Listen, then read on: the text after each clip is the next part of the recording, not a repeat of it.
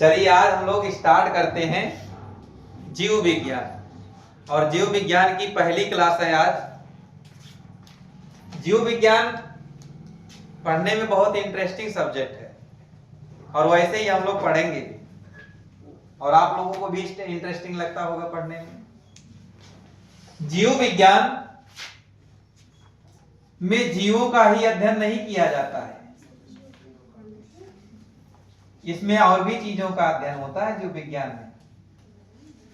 लेकिन जीव विज्ञान का जनक किसको माना जाता है? अरस्तु को माना जाता है। जीव विज्ञान का जनक किसको माना जाता है? शुरुआत में केवल अरस्तु थे, वो बताए कि जीव विज्ञान ऐसे होता है। तो जहां पर कोई विद्वान ना हो, एक हो, तो उन्हीं की बात सब मान लेते हैं। तो जीव विज्ञान का जनक अरस्तु को माना जाता है। लेकिन जब शोध और हुआ तो जीव विज्ञान की दो शाखाएं बट गई, दो भागों में इसको पढ़ा गया। एक में जीव जंतुओं को पढ़ा गया और एक में जो पेड़ पौधे होते हैं उनको पढ़ा गया। जो जीव जंतुओं का अध्ययन था उन्हें इसमें कहते हैं एनिमल और इन्हें कहते हैं पादप। एक को कहते हैं जीव या जंतु, एक में जीव और जंतु का अध्ययन हुआ जिसको कहते हैं एनिमल, और दूसरे को कहते हैं प्लांट्स या पादप। जीव विज्ञान में इसको जो पेड़ पौधे होते हैं उनको किस नाम से जानते हैं? पादप के नाम से जानते हैं, या इसी को कहते हैं प्लांट्स। प्लांट्स के नाम से जानते हैं। अब ये जो एनिमल्स है, इसमें जितने भी जीव होते हैं उन सभी जीवों को जीव विज्ञान के अंतर्गत, उसमें भी एनिमल्स किंगडम के अंतर्गत रखते हैं। एनिमल्स है जो मानव भी है वो किस श्रेणी में है? जानवर की श्रेणी में है। तो मानव क्या है? जानवर है, ठीक है। और दूसरा श्रेणी कौन सा है? पादप। तो ये जीव विज्ञान की जो शाखा है जिसको कहते हैं जंतु विज्ञान, जंतुओं का जिसमें अध्ययन किया जाता है, इसके जनक किसको माना जाता है? तो इसके जनक तो अरस्तु ही हैं। जंतु विज्ञान के जनक कौन है? अरस्तु ही हैं। लेकिन ये जो पौधों का अध्ययन जिसमें होता है, इसके जनक चेंज हो गए। मतलब जब तक तो ये अकेले थे तब तक अरस्तु ही थे। पहले कौन सा विज्ञान चलता था? केवल जंतु विज्ञान चलता था। जब पादप विज्ञान आ गया, पौधों का भी अध्ययन होने लगा, तो इसका अध्ययन जिसने किया होगा वही उनके जनक हो जाएंगे। इनका अध्ययन किसने किया? थियोफ्रेस्टस ने किया। थियोफ्रेस्टस ने किया। तो जंतु विज्ञान के जनक अरस्तु और पेड़ पौधों का अध्ययन जिन्होंने किया उसके जनक कहलाए थियोफ्रेस्टस। जंतु विज्ञान में किसका अध्ययन होगा? जानवरों का, जिसमें जीव होगा उसका अध्ययन होगा। और पेड़ पौधों का अध्ययन किसमें होगा? बॉटनी में होगा, यानी कि पादप में होगा, जिसके जनक कौन माने जाते हैं? थियोफ्रेस्टस माने जाते हैं। अब हम लोग अगर जंतु विज्ञान पढ़ते हैं तो सबसे छोटी इकाई जो होती है हमारे शरीर के, वहां से स्टार्ट करते हैं। छोटे से लेकर बड़े तक अध्ययन करेंगे। तो पहला जो पार्ट हम लोगों को पढ़ना है वो है कोशिका। कोशिका हमारे शरीर की सबसे छोटी इकाई क्या है? कोशिका ही है। क्या है सबसे छोटी इकाई? सबसे छोटी इकाई क्या है हमारे शरीर की? कोशिका ही है। और इस कोशिका का अध्ययन जो करते हैं उसे क्या कहते हैं? काइटोलॉजी। क्या कहते हैं? काइटोलॉजी। तो बताइए, कोशिका के अध्ययन को क्या कहा जाता है? कोशिका के अध्ययन को क्या कहा जाता है? काइटोलॉजी। कोशिका के अध्ययन को क्या कहा जाता है? काइटोलॉजी। ओके, ये शरीर की हमारे सबसे छोटी इकाई है। मतलब जो हमको ऐसे जो दिख रहा हमारा शरीर, इसमें सबसे छोटी इकाई क्या है? कोशिका। ओके, इसी का अध्ययन करेंगे तो उसको क्या कहेंगे? काइटोलॉजी। अब जब हम लोग कोशिका की बात करें तो इसकी खोज किसने किया था, पहला यह आता है। तो कोशिका की खोज सबसे छोटी इकाई है हुक ने किया, और कौन हुक नाम है उनका, रॉबर्ट हुक। रॉबर्ट हुक ने कोशिका की खोज की थी, लेकिन इन्होंने मृत कोशिका की खोज की, मतलब जो मर गए हैं हमारे सेल्स उनकी खोज की, जीवित कोशिका की नहीं। पहली बार खोजे तो कैसा कोशिका पाए, मरे हुए कोशिका पाए। तो रॉबर्ट हुक ने 1665 ईस्वी में कैसी कोशिकाओं का खोज किया, मृत कोशिका की खोज किया। इतना समझ में आया, मरे हुए कोशिका की खोज किसने किया। तो कुछ लोग सोचे होंगे तो मरे हुए कोशिका की खोज किए हैं, तो हम जीवित कोशिका की खोज क्यों ना कर दें, ऐसे भी तो लोग पढ़े होंगे। और जीवित कोशिका की खोज करेंगे, लेकिन जो ये मरी हुई कोशिका है इसके लिए एक नाम और देते हैं, मरा हुआ कोशिका तो नहीं कहेंगे, इसी को कहते थे नेफ्रोसिस। क्या कहते थे, नेफ्रोसिस। एक नाम इसका रखा गया नेफ्रोसिस। तो मृत कोशिकाओं का अध्ययन या मृत कोशिका को क्या कहते हैं, नेफ्रोसिस कहते हैं। क्लियर। और मृत कोशिकाओं की खोज किसने किया था, रॉबर्ट हुक ने किया था। वहीं जो जिंदा कोशिकाएं हैं, जो हमें दिखाई देती है, हमारी कोशिकाएं सेल्स जो दिखाई देते हैं, उनकी खोज किसने किया, मतलब जो लाइव में है, जो लाइव में कोशिकाएं हैं हमारी, उनकी खोज किसने किया, तो ल्यूमेन हॉक ने किया। किसने किया, ला से लाइव, और ला से लाइव से याद कर लो ल्यूमेन हॉक। ल्यूमेन हॉक ने किया। चलिए फिर से एक बार देखिए बेटा, कोशिका की सबसे छोटी इकाई, सॉरी मानव शरीर की सबसे छोटी इकाई कोशिका, इसके अध्ययन को क्या कहते हैं, काइटोलॉजी। मृत कोशिका की खोज किसने किया, रॉबर्ट हुक। मृत कोशिका को कहते क्या है, नेफ्रोसिस। और जीवित कोशिका की खोज किसने किया, ल्यूमेन। जीवित कोशिका की खोज ला से लाइव, और लाइव से क्या याद कर लोगे, ल्यूमेन हॉक। इतना तो क्लियर हो गया। ये तो हो गया जीवित कोशिका और मृत कोशिका। लेकिन कोशिका सिद्धांत अगर प्रश्न आएगा किसने दिया, कोशिका का सिद्धांत जो है वो प्रतिपादित किसने किया, ध्यान देना। कोशिका सिद्धांत किसने दिया, तो ये दो लोगों ने मिल करके दिया था। एक नाम था स्लाइडर और दूसरा नाम था स्वान। स्लाइडर और स्वान ने मिल करके कोशिका सिद्धांत दिया। इन्होंने ही बताया था कि मानव शरीर की सबसे छोटी इकाई क्या होती है, वो होती है कोशिका। किसने बताया था, स्लाइडर और स्वान ने बताया था। अब कोशिका सिद्धांत देख लिए, मृत कोशिका जीवित कोशिका हम लोगों ने देखा। अब यह आया और खुरपेच किया गया इसी के अंदर, क्या सबसे छोटी कोशिका कौन है और सबसे बड़ी कोशिका कौन है। इस चीज को जब हम लोग पढ़ने लगे तो मानव शरीर की सबसे छोटी कोशिका की जब बात आई, उसका नाम क्या था, मानव शरीर की तो बात करेंगे अभी, ओवरऑल जंतु जगत और पादप जगत दोनों की अगर बात करें सबसे छोटी कोशिका क्या है, तो देखते हैं सबसे छोटी कोशिका क्या है। सबसे छोटी माइक्रोप्लाज्मा, क्या है, माइक्रोप्लाज्मा सबसे छोटी कोशिका है। मतलब आएगा जीव विज्ञान में जो कोशिका है, कोशिका की सबसे छोटी इकाई क्या है, कोशिका की भी सबसे छोटा सेल कौन सा है, सबसे छोटी कोशिका कौन सी है, उसका नाम है माइक्रोप्लाज्मा।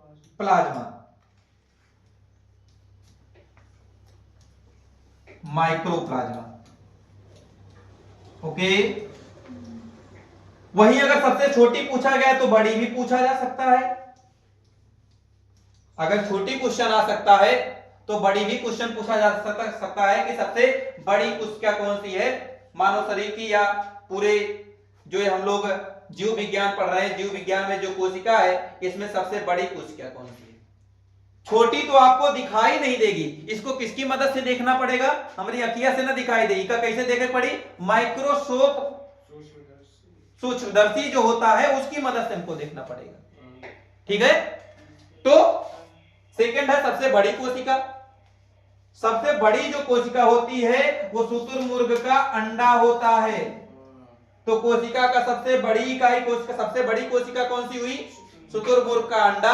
और सबसे छोटी इकाई माइक्रोप्लाज्मा। सबसे छोटी, सबसे छोटी, सबसे बड़ी।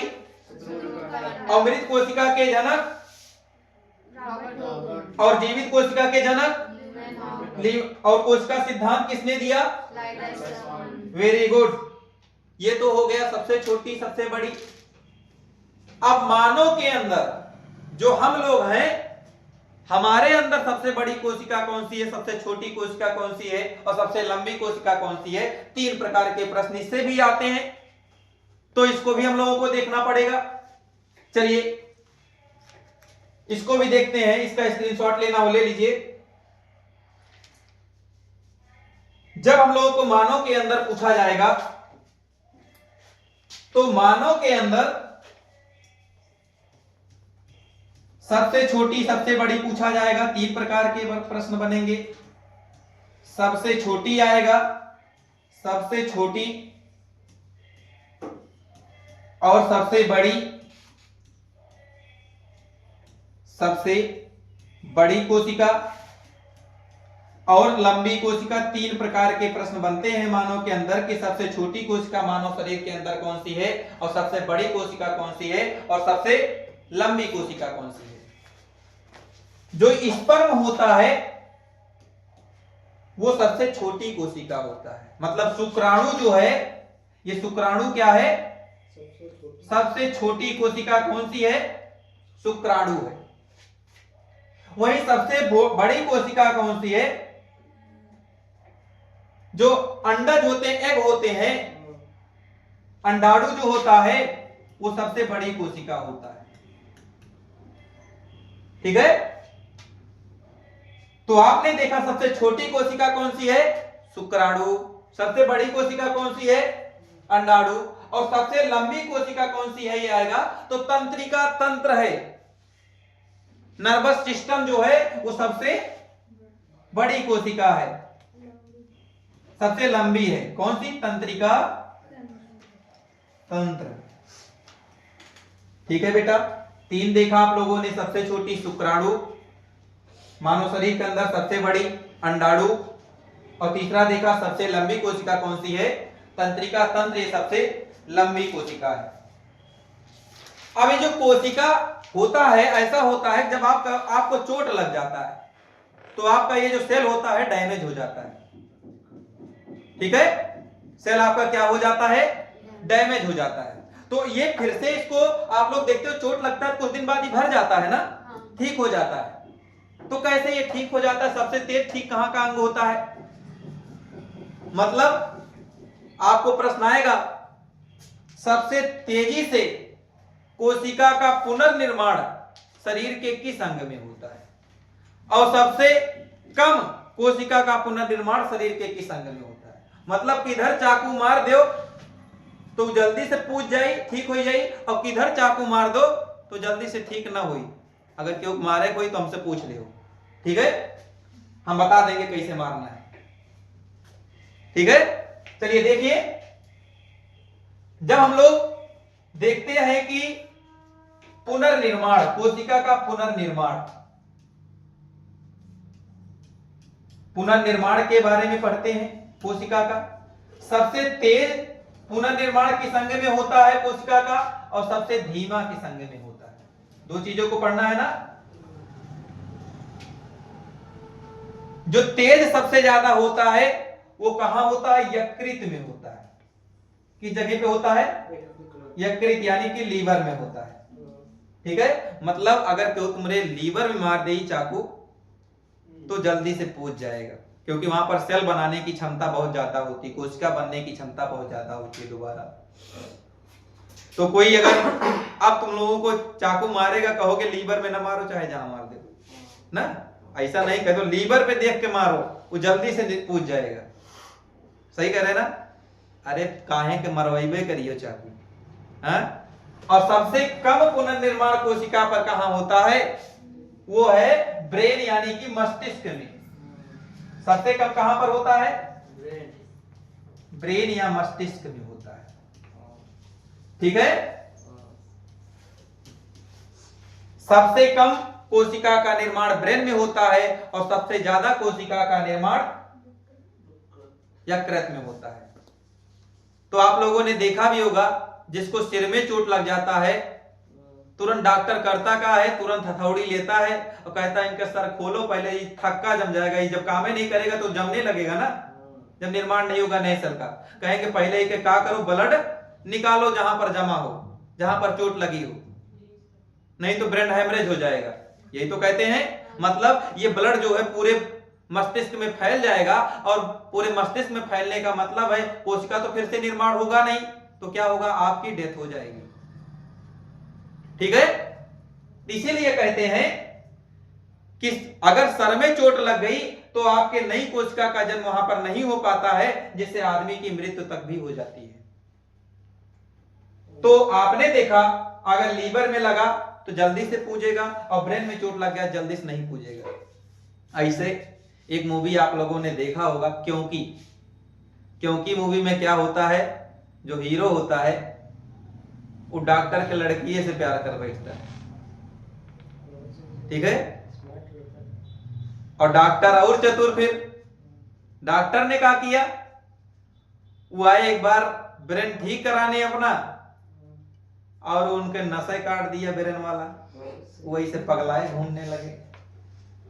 ठीक है, इसलिए बड़ी घर की लड़कियों से पंगा नहीं लेना चाहिए। ठीक है, तो आपने देख लिया पुनर्निर्माण किस तरीके से किस अंग में सबसे ज्यादा होता है और सबसे कम किस में होता है।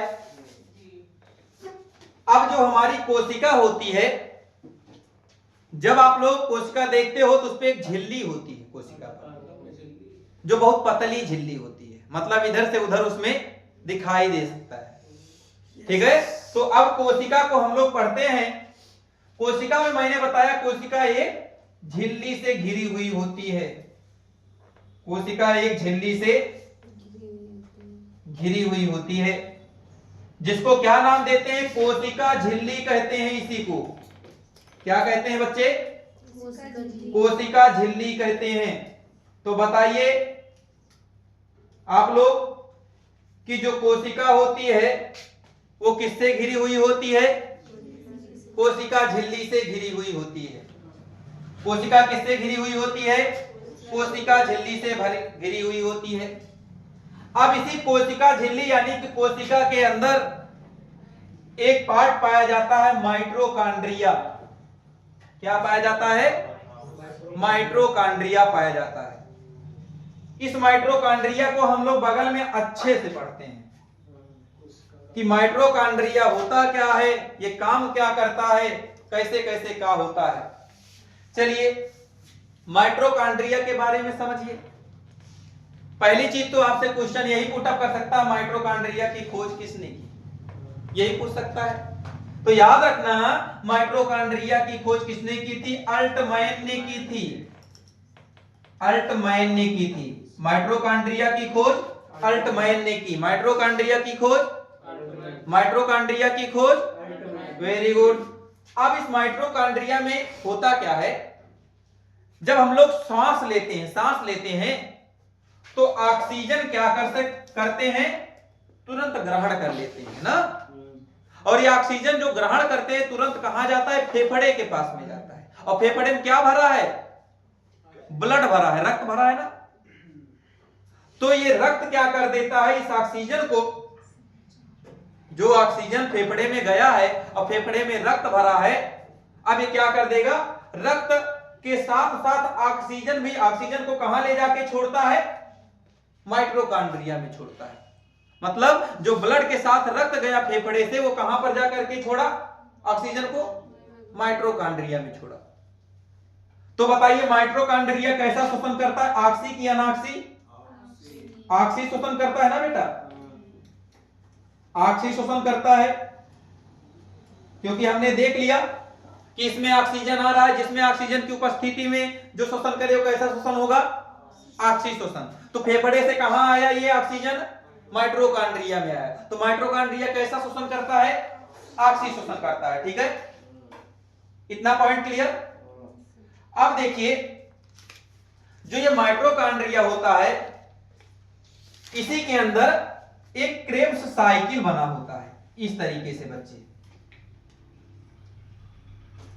ऐसे क्रेब्स साइकिल बना होता है। और ये क्रेब्स साइकिल समझिएगा, ये क्रेब्स साइकिल है क्या चीजें, मतलब इस क्रेब्स साइकिल को आपको समझना होगा। ये क्रेब्स साइकिल है क्या? जो श्वसन होता है, श्वसन के लिए सबसे पहले श्वास जो जाता है इसी में जाता है, मतलब ऑक्सीजन जो जाता है इसी के अंदर जाता है। तो इसको किस नाम से जाना जाता है? क्रेब्स साइकिल के नाम से। तो माइटोकॉन्ड्रिया के अंदर कैसी साइकिल पाई जाती है, कैसा चक्र होता है? क्रेब्स साइकिल होता है। इतना पॉइंट क्लियर। तो आएगा, क्रेब्स साइकिल कहां पाया जाता है? माइटोकॉन्ड्रिया के अंदर, माइटोकॉन्ड्रिया के अंदर पाया जाता है। और इसी में माइटोकॉन्ड्रिया के अंदर एक पदार्थ और पाया जाता है क्रेब्स साइकिल के भी अंदर, जिसको क्या कहा जाता है? क्रिस्टीन। किस नाम जानते हैं? क्रिस्टीन। आएगा, क्रिस्टीन की उपस्थिति कहां पर होता है? तो माइटोकॉन्ड्रिया के क्रेब्स साइकिल के अंदर किसके द्वारा क्रिया होता है? क्रिस्टीन के द्वारा। तो बताइए, क्रिस्टीन कहां पाया जाता है? माइटोकॉन्ड्रिया के अंदर। ठीक है, अब ये क्रिस्टीन काम क्या करता है? ये जो क्रिस्टीन होता है, ये श्वसन में सहायक कराता है, सहायता प्रदान करता है। तो माइटोकॉन्ड्रिया के अंदर क्रेब्स साइकिल, क्रेब्स साइकिल के अंदर क्रिस्टीन, फिर से माइटोकॉन्ड्रिया के अंदर क्रेब्स साइकिल होता है, क्रेब्स साइकिल की क्रिया होती है। और क्रेब्स साइकिल के अंदर क्या पाया जाता है? क्रिस्टीन पाया जाता है। इतना पॉइंट सभी को क्लियर? अब ये जो जब श्वसन करते हैं, तो श्वसन के दौरान कितनी एटीपी की ऊर्जा एक बार श्वसन में हम लेते हैं? तो 38 एटीपी की ऊर्जा लेते हैं। कितना? 38 एटीपी की ऊर्जा लेते हैं।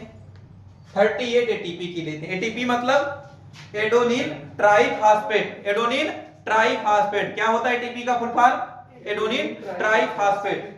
तो 38 एटीपी की ऊर्जा हम माइटोकॉन्ड्रिया के द्वारा पाते हैं। और एक एटीपी में, और ये जो 38 एटीपी है, इसके द्वारा कितना ग्लूकोज का निर्माण होता है? जो 38 एटीपी है, इसके द्वारा कितने ग्लूकोज का निर्माण होता है, या कितने कैलोरी हमको ऊर्जा मिलती है? एक ग्लूकोज के द्वारा कितने? एक ग्लूकोज के द्वारा 4.2 किलो कैलोरी की ऊर्जा मिलती है। कितनी ऊर्जा मिलती है? 4.2 किलो कैलोरी की ऊर्जा। तो आपने देखा, एक ग्लूकोज के द्वारा कितना ऊर्जा मिला आपको? 4.2 किलो कैलोरी की ऊर्जा मिला। ठीक है, मतलब एक बार सांस लियो तो कितना ऊर्जा मिलता है? 4.2 किलो कैलोरी। और 24 घंटे के अंदर आपके शरीर को कितनी ऊर्जा की जरूरत होती है? 2500 किलो कैलोरी ऊर्जा की जरूरत होती है। कितने कैलोरी ऊर्जा की? 2500 किलो कैलोरी की ऊर्जा की जरूरत होती है। मतलब एक स्वस्थ मनुष्य को एक दिन भर में कितने एनर्जी की आवश्यकता होती है? 2500 किलो कैलोरी ऊर्जा की सहायता होती है। जबकि कोई कोई इतना लेता है, कोई कोई नहीं ले पाता है। तो कोनो ऐसे चलते हैं, तो कोनो एकदम तनिया के चलते हैं। ठीक है, तो वो किस पे डिपेंड होता है? उसकी एनर्जी के ऊपर ही डिपेंड होता है। ठीक है, उम्मीद करता हूं ये भी पॉइंट समझ आ गया होगा। तो बताइए, ऊर्जा का निर्माण कहां हो रहा है? किस अंग में हो रहा है? माइटोकॉन्ड्रिया में हो रहा है ना। ऊर्जा कहां बन रहा है? माइटोकॉन्ड्रिया बन रहा है। 38 एटीपी की ऊर्जा कहां जनरेट हो रही है? माइटोकॉन्ड्रिया में। ठीक है, इसीलिए इसका नाम क्या बच्चे रख देते हैं? कोशिका का पावर हाउस। कोशिका का ऊर्जा गृह किसको कहा जाता है? कोशिका का पावर हाउस किसको कहा जाता है? माइटोकॉन्ड्रिया को। कोशिका का ऊर्जा गृह कहा जाता है इसको। समझ में आया क्यों कहा जाता है? क्योंकि यहां पर ऊर्जा का निर्माण होता है। ठीक है, और कितने एटीपी की ऊर्जा यहां पाई जाती है? 38। और एक ग्लूकोज से कितना एनर्जी मिलता है? से 4.2 किलो कैलोरी, और हमारे स्वस्थ मनुष्य को कितने कैलोरी ऊर्जा की जरूरत होती है? 2500 किलो कैलोरी ऊर्जा की जरूरत होती है। माइटोकॉन्ड्रिया, उम्मीद करता हूं सबको समझ में आ गया होगा क्या है माइटोकॉन्ड्रिया। माइटोकॉन्ड्रिया के बारे में हो गया। माइटोकॉन्ड्रिया में देखा एक हमको इस प्रकार से कैसे चक्र चलता है, ऑक्सीजन कैसे जाता है माइटोकॉन्ड्रिया में, तो उसके लिए एक केव्स चक्र या केव्स साइकिल है, क्रेब्स साइकिल है, ठीक है। इस क्रेब्स साइकिल के अंदर क्रिस्टीन पाया जाता है और इसी के द्वारा क्रिया कर करके 38 एटीपी की ऊर्जा बनता है। और कैसा शोषण हो रहा है? ऑक्सीजन की उपस्थिति में हो रहा है, तो इसको ऑक्सीशोषण की क्रिया कहेंगे, ठीक है। और एक ग्लूकोज के द्वारा 4.2 किलो कैलोरी ऊर्जा का निर्माण होता है। तो अब उम्मीद करते हैं कि आप लोगों को यह समझ में आ गया होगा कि माइटोकॉन्ड्रिया का कार्य क्या है। ओके, अब चलिए इसके बाद जो ये एनर्जी होती है आपकी बॉडी की, इसको पूरे शरीर में पहुंचाता कौन है?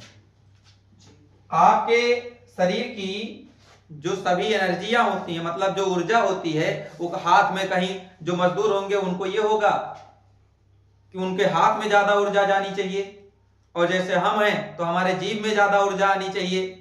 और अगर यही ऊर्जा कम हो जाए, हम ऐसे बोलने लगे गालजी का निर्माण, ठीक। और अगर ज्यादा हो जाएगा तब भी दिक्कत, और कम हो जाएगा तब वो दिक्कत, ठीक है।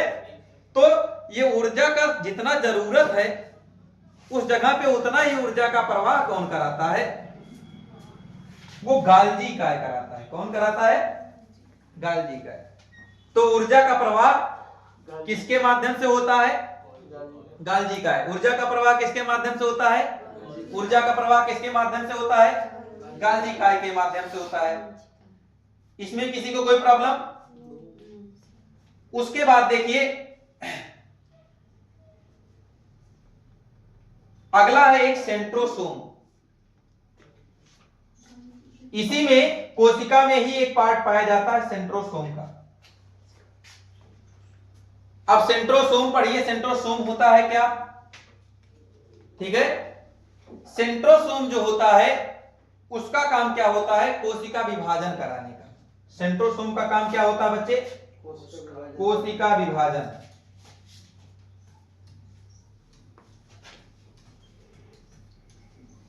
कोशिका विभाजन का काम किसका होता है? सेंट्रोसोम। मतलब इसका क्या हुआ?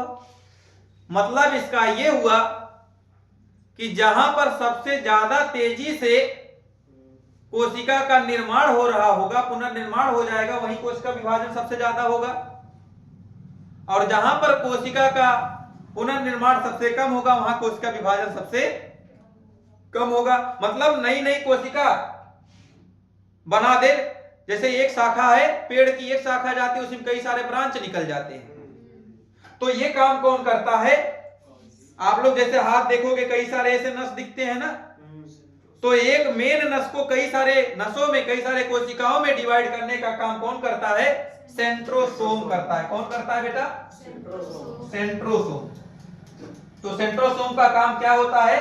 कोशिका का विभाजन कराना। क्लियर हुआ?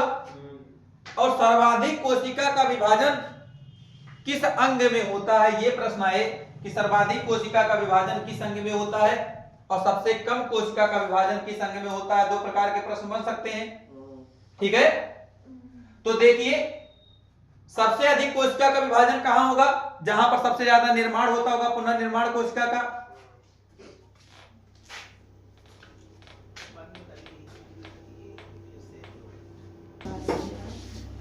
तो देखा आप लोगों ने कि किस तरीके से सेंट्रोसोम अपना काम करता है। तो बताइए अब सबसे तेजी से कोशिका विभाजन किस अंग में होता है? सेंट्रोसोम तो बेटा करता है कोशिका विभाजन। कोशिका विभाजन सबसे तीव्र गति से मानव शरीर के किस अंग में होता है? लीवर में होता है। जहां पर सबसे ज्यादा निर्माण होता है वही करेगा कोशिका विभाजन सबसे ज्यादा। और सबसे कम कोशिका विभाजन कहां पर होता है? मतलब नहीं होता है, मान लो, वो कहां होता है? मस्तिष्क में। तो सर्वाधिक कोशिका का विभाजन लीवर में और सबसे कम कोशिका का विभाजन। और ये कोशिका विभाजन कौन कराता है? सेंट्रोसोम कराता है। कोशिका विभाजन कौन कराता है? सेंट्रोसोम कराता है। अब ये कोशिका है, इस कोशिका को कोई नुकसान ना हो, मतलब कोई दबाए ना पाए आकर के बाहर से, क्योंकि ये कोशिका बहुत छोटा है, इसका ऐसा ना हो कोई दबाए दे, उसके लिए एक कवच का निर्माण किया गया, इसके ऊपर एक कंकाल का निर्माण किया गया है। अब बताइए, अगर ये कोशिका विभाजन जो है वो बहुत तेजी गति से होने लगे तब भी बहुत नुकसानदायक है, और कोशिका विभाजन ना हो तब भी नुकसानदायक है, दोनों कंडीशन है। ठीक है, तो कोशिका विभाजन जरूरी है। अब चलिए अगले पेज पर देखते हैं। अब कोशिका विभाजन के बारे में पढ़ते हैं, मतलब इसकी कवच का काम कौन करता है कोशिका में, इसके सेल का काम, जो सेल है इसको कंकाल तंत्र कौन बनाता है उसके बारे में पढ़ना है। इसको क्या कहते हैं, जो इसको कंकाल का निर्माण करता है, एंडोप्लाज्मी रेडिकुलम कहते हैं। इसको किस नाम जाना जाता है? Endoplasmic reticulum. मतलब ये जो है इसको कहते हैं एंडोप्लाज्मी रेडिकुलम, शॉर्ट फॉर्म में इसका नाम है ER। हाँ, ये इसका कंकाल तंत्र है। मतलब कोशिका का कंकाल तंत्र किसको कहते हैं? Endoplasmic reticulum. और इसका हिंदी नाम बहुत टफ है बेटा, हिंदी में क्या कहते हैं इसको? एक बार ऐसे ही क्वेश्चन पूछ लिया था, हिंदी में ही आया था, कोशिका का कंकाल तंत्र किसे कहते हैं? तो हिंदी में लिखा था अंतः प्रदत्त जालिका, अंतः प्रदत्त जालिका, अंतः प्रदत्त जालिका कहते हैं किसको?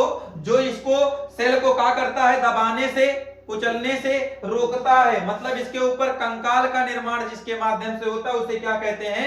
एंडोप्लाज्मी रेडिकुलम, या इसी को कहते हैं अंतः प्रदत्त जालिका कहते हैं। अब इस अंतः प्रदत्त जालिका के बारे में भी पढ़ना है। चलिए अंतः प्रदत्त जालिका हम लोग देखते हैं। जो यह अंतः प्रदत्त जालिका है कुछ इस तरीके से संरचना में होता है सेल के अंदर, और इसमें बेटा दो भाग होते हैं। एक भाग जो ऊपर का होता है बहुत स्मूथ होता है, बहुत स्मूथ होता है, मतलब ये बहुत कैसा होता है? फिसलन वाला होता है, फिसलता है इस पे। ठीक है,